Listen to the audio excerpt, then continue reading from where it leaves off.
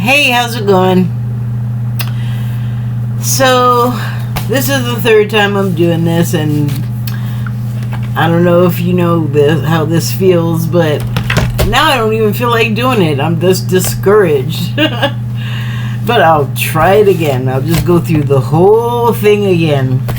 So first I wanted to talk about, before I got started on card reading, but before I even start talking, please look at some signs.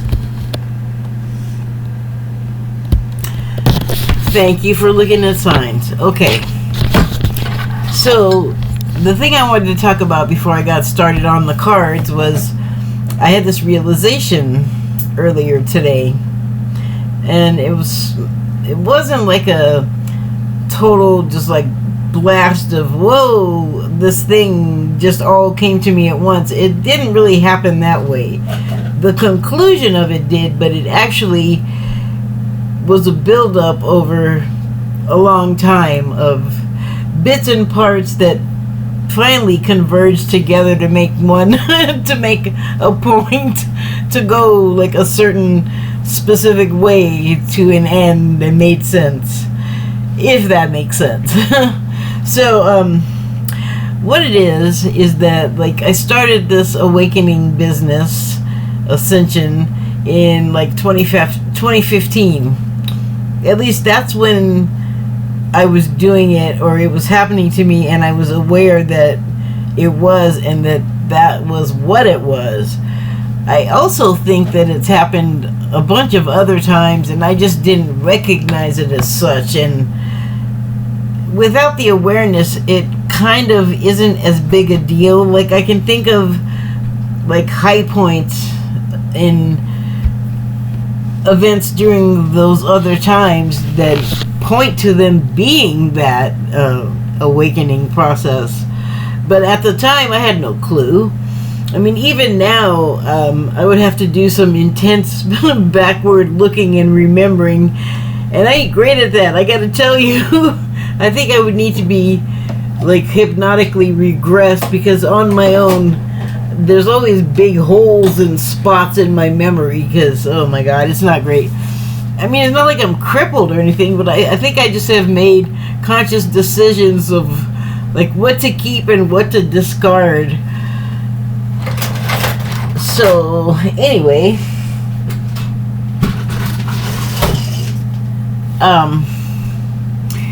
here's what happened. As I've been doing, excuse me, I have to fix something. I'm just gonna put you on pause for a second there. Yeah, so I have, over the period of time that this awakening has been happening since 2015, I have like found my own sources that I trust and have found to be reliable as far as prediction accuracy. And so it was, here's what happened. One day I was on Twitter, and there was like a Sphinx cat, and it had its paws splayed like that so you could see the webbing, and they're bald, so they just already look weird. And it was like in mid-speech, its mouth was open and its eyes were doing something extra. Like, it was a great picture. It was like, and so I reposted it, or retweeted it, I should say, because it was Twitter then and not whatever it is now, that mess. But I retweeted it, and the caption I gave it was, "You can't tell me this didn't get here from outer space," or something along those lines. About, it was definitely about, you can't tell me that cats didn't come from another planet. And so I know it was a couple of days later, I remember that, and I was watching Sterling Psychic Medium, which comes in on Sundays, or comes on on Sundays, and he's one of those reliable sources. Like, that's what his show is. People write in questions over the week from like Monday to Thursday, I think, And then between Thursday and Sunday, his wife goes through and chooses the questions. And then on the show, he reads and answers the question. So, hold on. This was a couple of years ago now, but I had made that comment on Twitter, and understand, I do believe that some animals were seeded here from other planets, and I had heard that cats were one of them from another reliable source. And sometimes they don't agree, but that doesn't make either of them wrong. Like, really, the context of the time and the question itself, like when it's asked, and there's all kinds of variables that might make them say something different.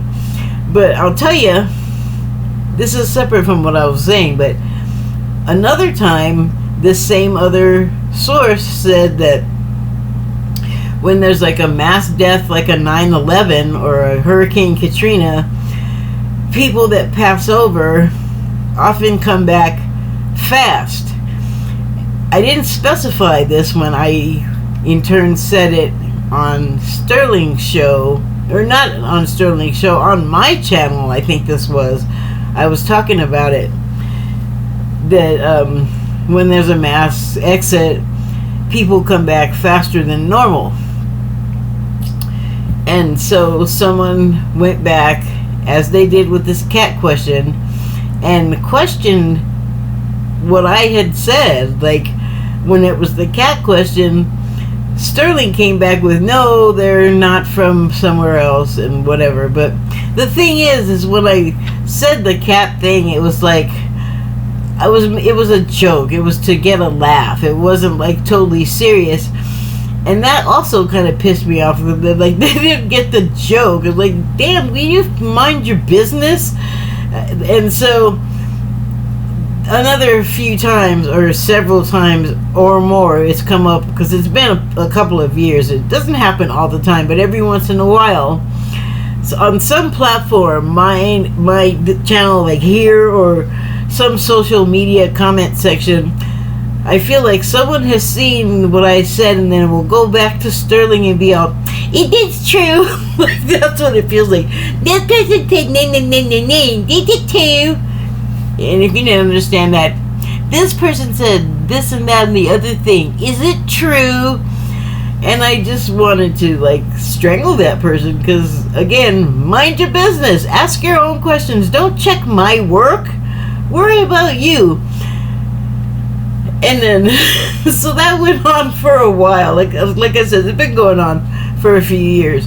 And so the irritation kept happening. And then finally I got to some point where I learned something and it clicked, or something I had learned was able to click after other stuff made it possible in here, whatever, and in here.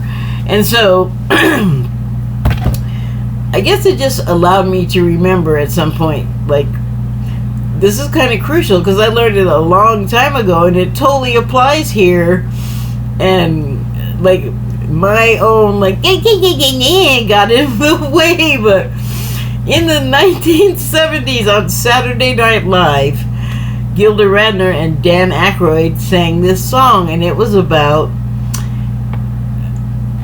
well, I still hear it as them talking about people that invent things, and then some person becomes famous for it, but then there were also these other people in different places from the first person that also invented the same thing, and in their countries they are like the Edison or whoever did radio here in America, or the United States rather. But the point of the song, I believe, was that just because one person is famous for inventing something doesn't mean that, you know, several other people at the same time somewhere else didn't also invent the same thing. And I feel like that applies to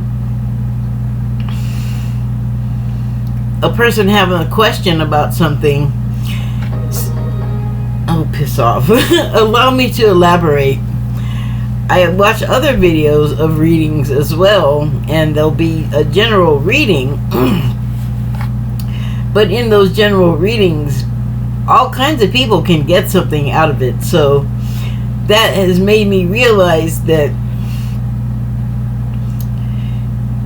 if you're watching this reading out of millions of people and something applies to you, then you aren't the only person that's getting something out of this reading and this reader that you keep coming back to, because all of these people I mentioned have they have a lot of followers, like over 100,000, a couple of them. And so if they were crappy, people wouldn't keep coming back. But at the same time, I have said something that I heard from one of my trusted sources, and then have seen it be questioned on Sterling. And not that they're saying that I in particular said something that they are questioning. It's just weird that I would have said it someplace else, like right before this show is going to happen, and then there's the question. So for a long time it made me feel like, why are people questioning me, and why are they tattling on me to Sterling? But then I realized that was silly. Because like with the general reading, she's saying a general sounding thing, but so many people are like, that is my life. You're talking about me. You can see it in the comment section. So and I've also experienced it, so it's giving me some perspective. And I think I just don't want to have that energy with people under any circumstances, really. It's easier to say than to do, but I'm getting there. So I'm not taking it personally anymore because of everything I just said, and I realize I sound like a bit of an idiot, and that's okay. Sometimes we all are, but it's weird that like I had to say it, but like my throat doesn't want to let me talk. I know that sounds like like I shouldn't say it because it feels like my throat doesn't want me to talk, but that's not how it works. When your throat starts messing up, that means you are like not saying something you need to say, and maybe it's the reading. So let me get on with it.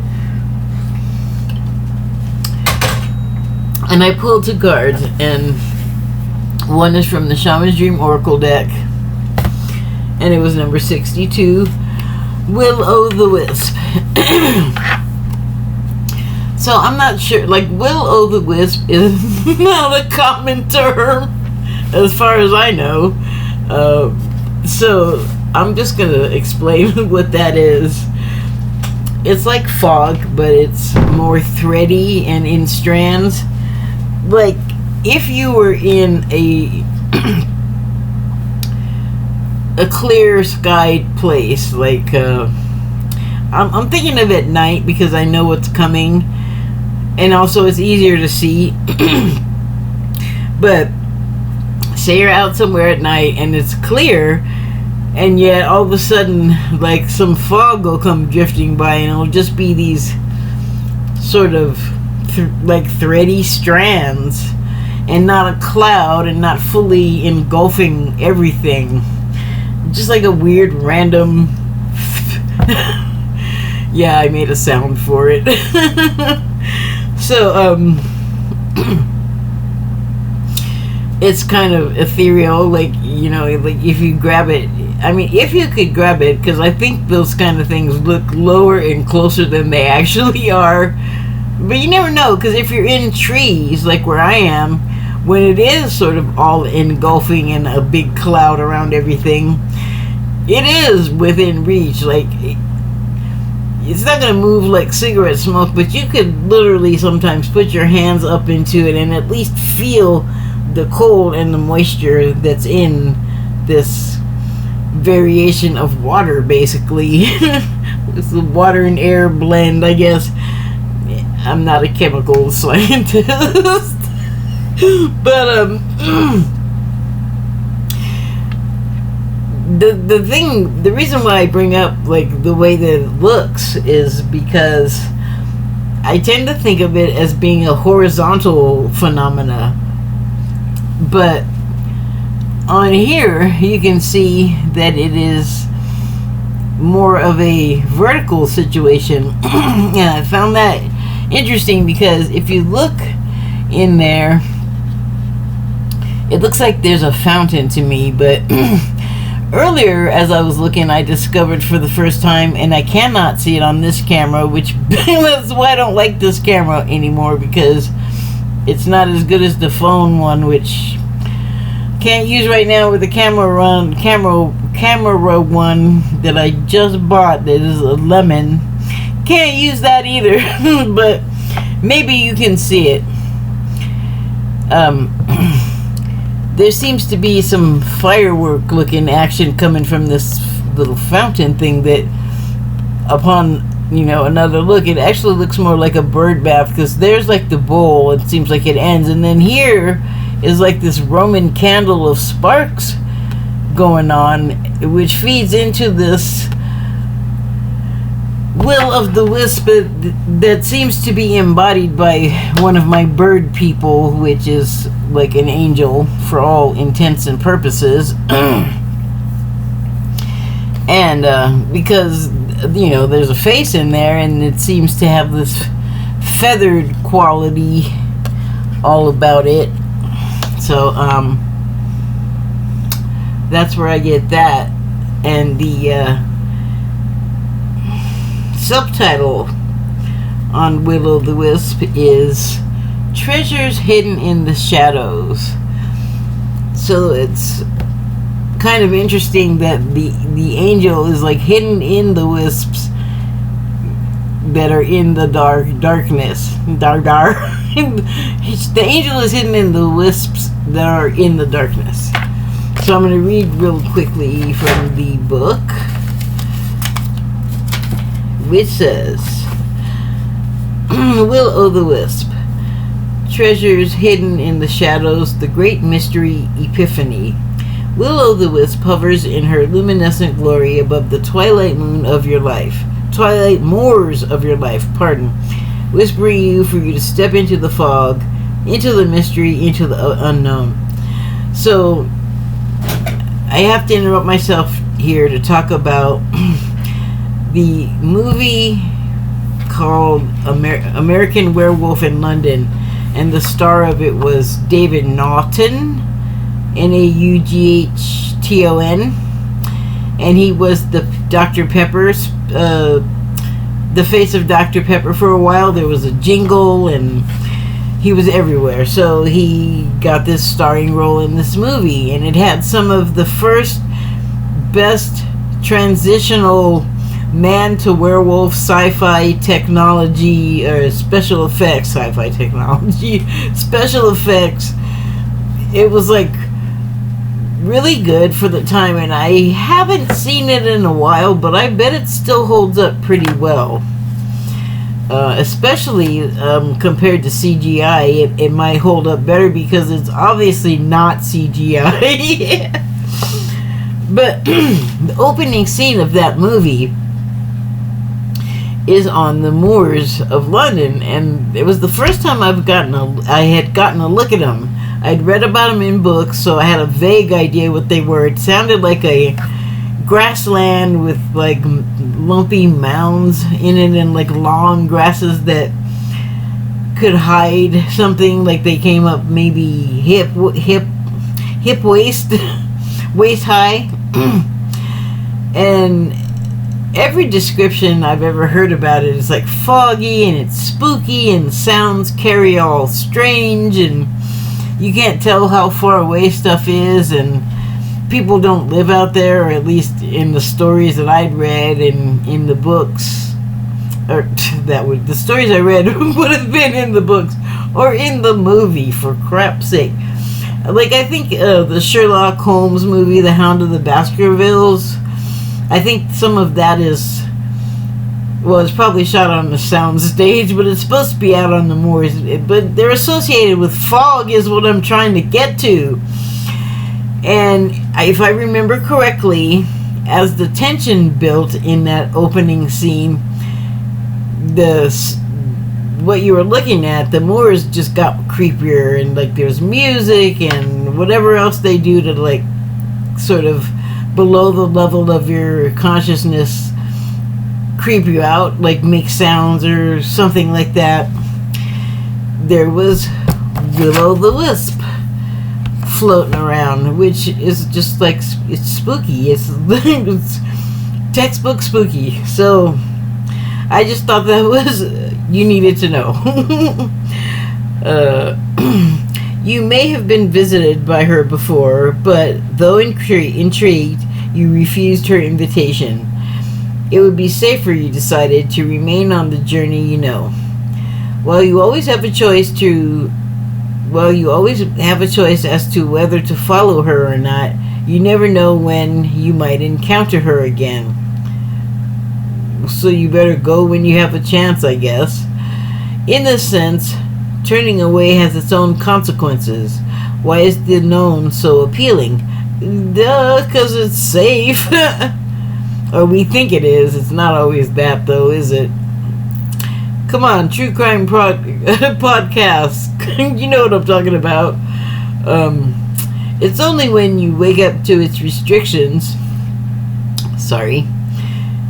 its soft prison or golden cage, that you realize there must be more. Will-o'-the-Wisp has come to you once again to offer you magic, but you have to sacrifice certainty in the pursuit of adventure. Your comfort zone for the dangers of discovery. Your well-trodden path for the detours that may very well lead you astray. Or will they? Can you accept that losing yourself will bring you closer to your true capital S self? Well, that just makes it sound like we're all running around with fake masks on. Well, real masks to fake our true likeness beneath. So, are you saying that we just been running around all fake and we suddenly realize it? It might be what it's saying, because actually now that I said it out loud, I can see how that could apply in certain circumstances.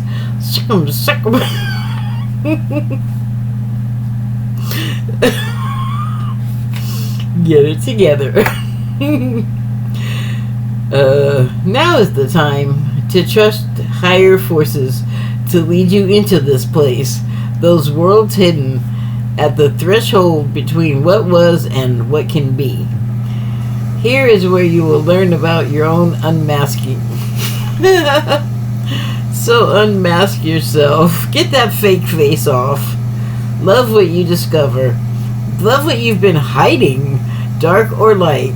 See it as all divine, and find a quiet thrumming power waiting for you to channel it into the world for good.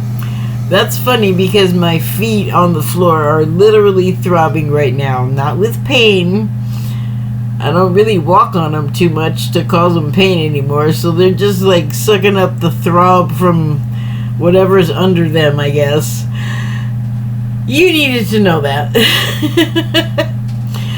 The treasure you find, filled with the wealth of love and kindness, true prosperity, is ripe to share with others. She is here for you now. Will you accept her invitation? A great bounty of goodness awaits you. Comfort zone eviction. Well, isn't that interesting that masks came up? I actually did know that because, like I said, I've done this a couple of times, but it was still it still came as like, oh yeah, a surprise. So I pulled another card, a second card from the Wild Unknown Animal Spirit deck, and it is Camel. And what I talked about before is, I don't think I've mentioned it in other readings where I've pulled this, but that blue crescent there always catches my eye because of the germs. And that is because the germs emblem is a blue circle on a black background. On their album, however, that circle turned out it was not the color that all of the germs fans and the germs themselves, I guess, had no control over this. And I can relate to that. Like, I had a record that came out, my first one, and the person that helped us put it out just did all these things without even consulting us. And so yeah, like, I know how like things can go awry because that was their first. I mean, they'd done some like EPs or something like that, and it was even a company that like they wanted to be at, and they knew the people and they liked them, and somehow that wrong color still ended up on their album. So blah blah blah long. Sorry about that. I meant to say that in a much shorter way, but oopsie. Anyway, what I discovered years later was that this color blue is actually closer to the one that all of the germs people identify actually with, and not that color that's on the album. So I made the adjustment years ago. I like both colors actually because I just like blue. But yeah, I don't know, like today was the day to talk about that out loud. And the other thing that I noticed when I was saying this before was the camel kind of reminds me of Pat Smear. And you're saying maybe why? Pat Smear that's now in the Foo Fighters, that Germs, Nirvana, well actually Germs, Twisted Roots, Vagina Dentata, and probably some other things I don't know about, and Nirvana, and then the Foo Fighters, which as far as I know he's still in the Foo Fighters. He may be in some other things, I don't know. Anyway, it's less about how the camel looks and more about the camel's hair. And I know I have no room to talk because I have sort of similar lineage that gave us similar hair. But before I met him on the punk rock scene, his hair, his punk rock hair was, well, it looked like Rosanna Dana, speaking of Gilda Radner twice. Well, actually, it's 6 times now if you add it all up, but ding!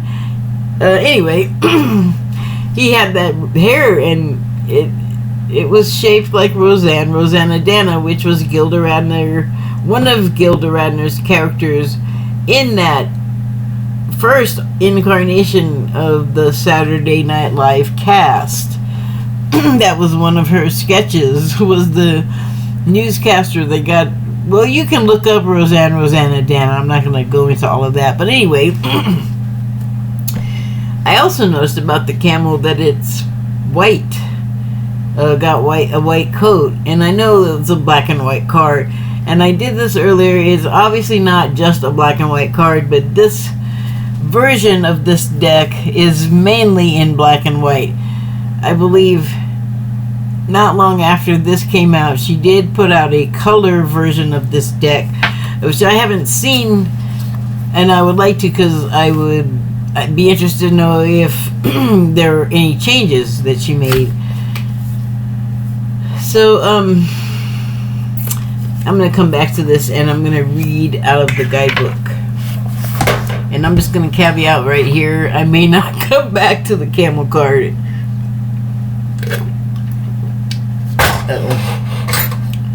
I felt like I spit a little, but it doesn't look like I did. I don't know. We'll see.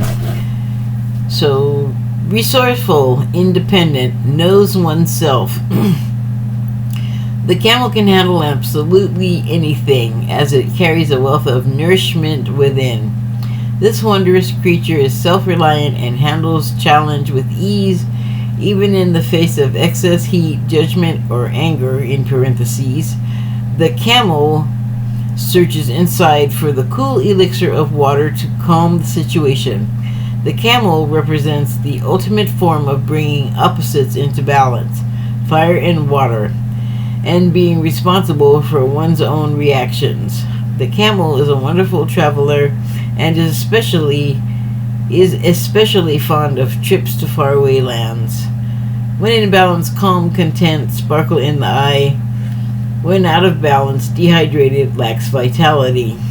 To bring into balance, a pilgrimage. So I realized as I was reading that the last time I did not consult a book, and I was talking about how the camel can just go along for a longer time than, say, you or I could in the desert habitat that it's native to, because you or I are, like, I definitely am not native to that environment. I don't like heat. I don't like dry in particular. But, you know, you have the camel for help. But I know that they move, God, what did I say before? Something about them being able to move a lot faster in the terrain for longer. Like, they're a marathon animal. Oh, that's what I said.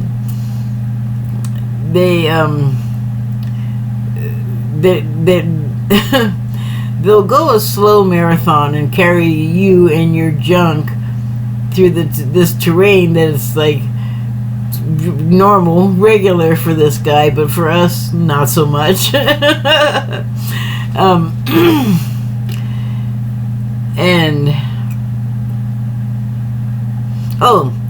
But yeah, they're definitely marathon animals. Like, and the same with us. Like, I was just gonna say, there's no sprinting, or there's no marathon running. They may be able to sprint, and that way move faster than, like, me, for example. But of course, they're adapted to the place they're in.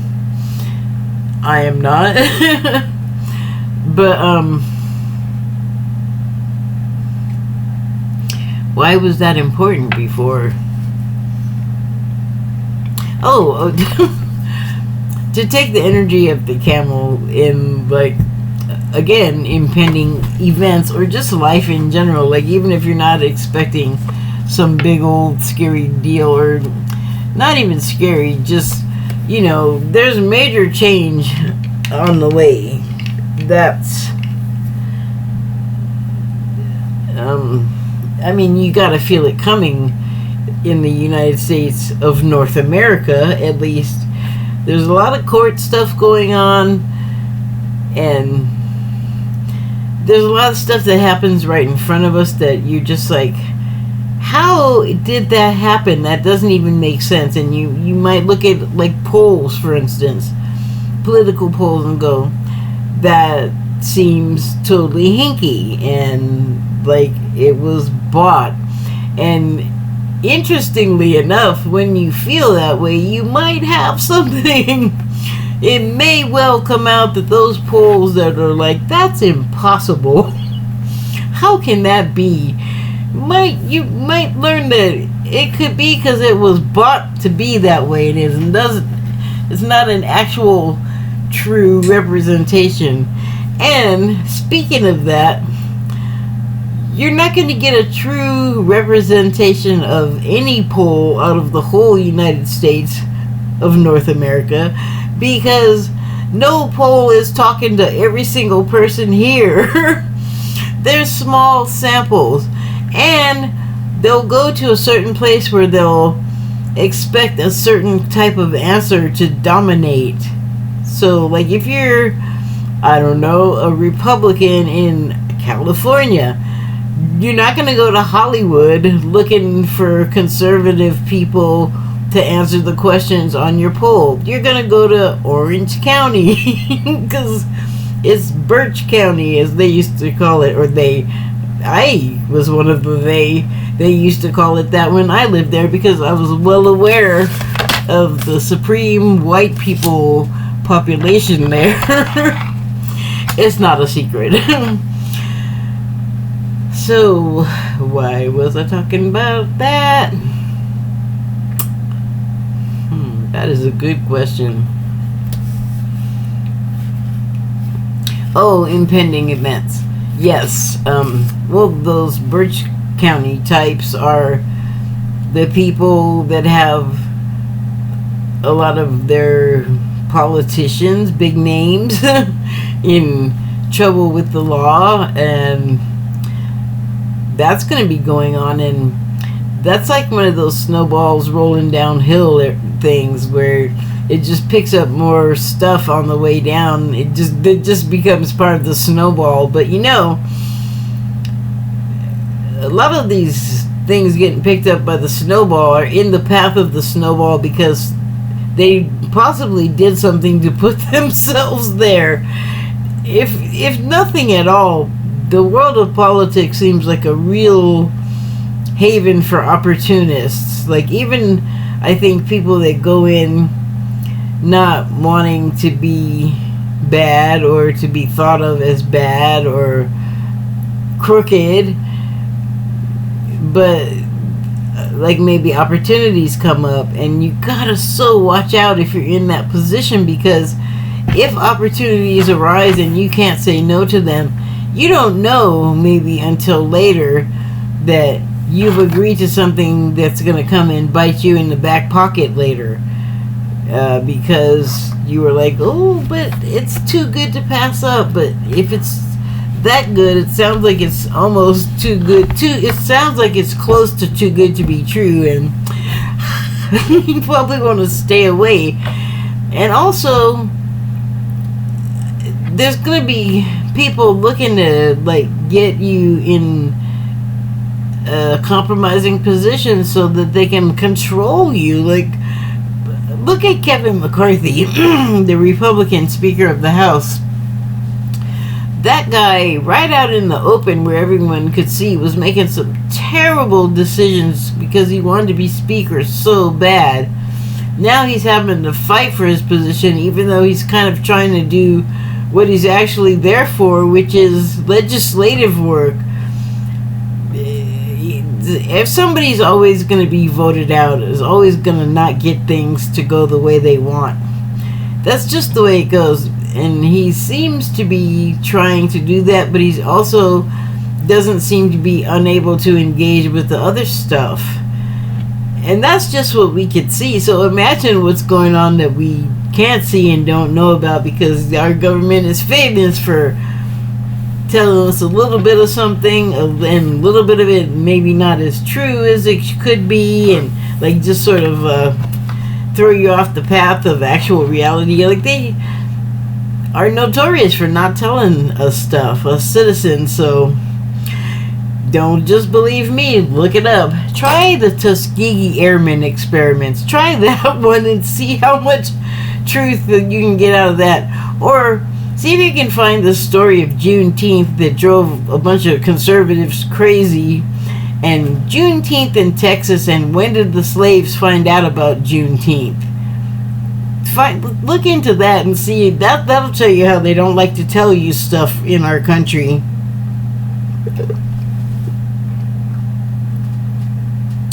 So I'm always cognizant of that. Kind of expect it.